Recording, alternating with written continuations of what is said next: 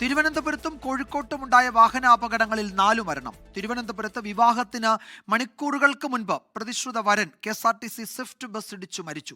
കോഴിക്കോട് കുന്നമംഗലത്തുണ്ടായ അപകടത്തിൽ 3 പേർക്ക് ജീവൻ നഷ്ടമായി.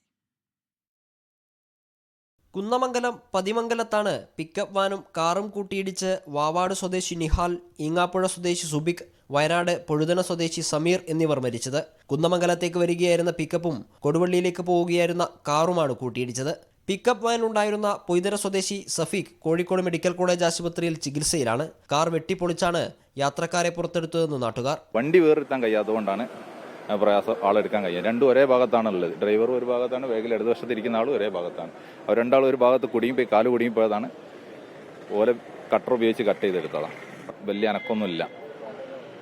ആള് ഓൺ ദ സ്പോട്ടിൽ മരിച്ചതായിട്ടാണ് നമുക്ക് അന്നപ്പോൾ കിട്ടിയത്. ശ്രീകാര്യത്ത് നടന്ന അപകടത്തിൽ ചെമ്പഴന്തി ചെല്ലമംഗലം സ്വദേശി രാകേഷാണ് മരിച്ചത്.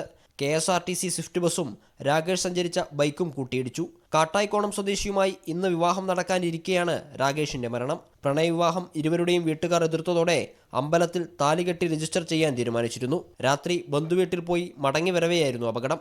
24 തിരുവനന്തപുരം, കോഴിക്കോട്.